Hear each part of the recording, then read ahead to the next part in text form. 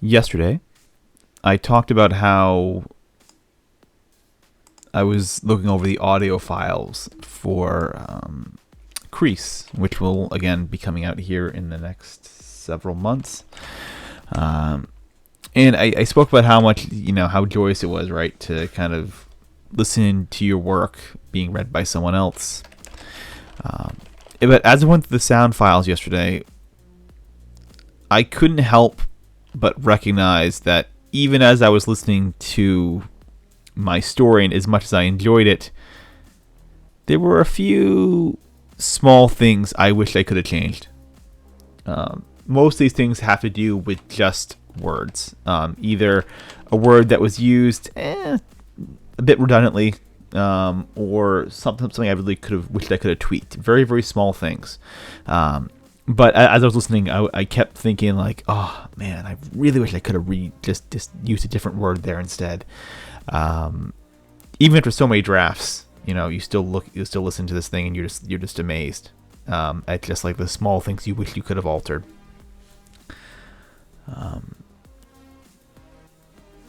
But I guess more importantly, it's important to keep in mind that you're going to feel this way probably regardless of your work. Certainly hearing someone else say it was a good way of bringing it to my attention, because obviously these were blind spots that I had missed. But ultimately, no matter what you publish, there's always going to be something you're not going to be completely satisfied with. Whether that is a couple words you wish you could have used maybe differently, whether it's the way you phrased a sentence. Maybe you went for a metaphor that was not quite a cliche, but not really that inspiring of a metaphor, not really that clever of one. Whatever it might be, there's always going to be an element of your work that you're going to wish you could have rewritten, even when it comes time. Right? And that's kind of in some ways, the joy of writing, in a very weird way. It's the small mistakes, the small things that stand out that kind of make it a bit enjoyable, especially for those that are pretty dedicated. A lot of these small things I wish I could have changed are not things that the majority of people that read through this are ever going to probably pick up or even care about, just to be honest. But they're small things that stand out to me, and that's kind of exciting in its own weird way. That's sort of fun. Many works of art, books, and honestly film tend to be the ones that come to mind, have little mistakes. They have these little things that stand out, and when you first find out about them, they become a sort of nostalgic thing, right? There sort of becomes kind of a cult following around certain works, or within certain cult followings, there comes an appreciation for the mistakes. Again, film is where I think of this a lot. Everything from like the most obvious one for me, I think, is like Star Wars. In Empire Strikes Back, the Wampa scene, it's very famous that you can actually see for a moment the puppeteer who's like controlling the Wampa figure there. Like there's a camera shot where the camera pans just a little too much to the side, and you can actually for a minute see the puppeteer in the shot for just a moment.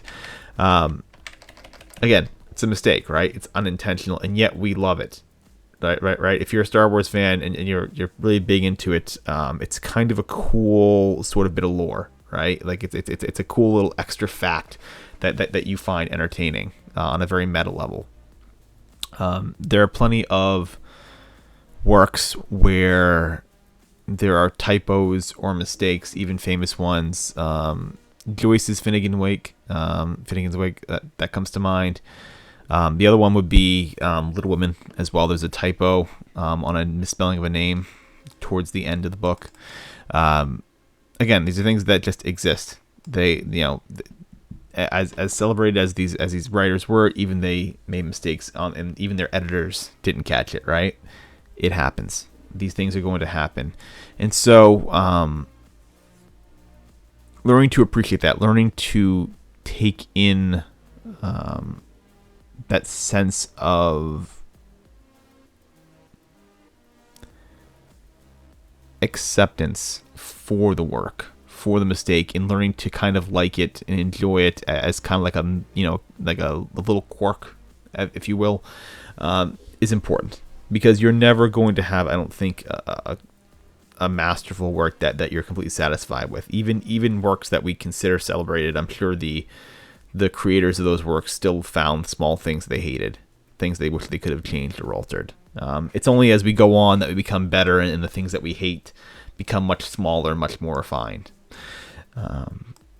But yeah, so for all you perfectionists out there, keep that in mind. There's still going to be things, even when you publish, that you're going to wish you could have changed.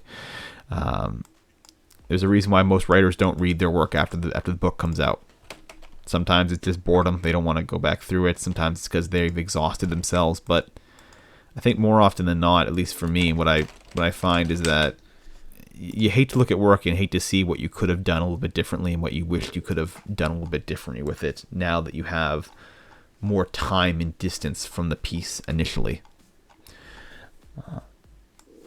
Yeah. So with that, I hope that helps everyone out. I'm going to sign off here, and I will see you all tomorrow.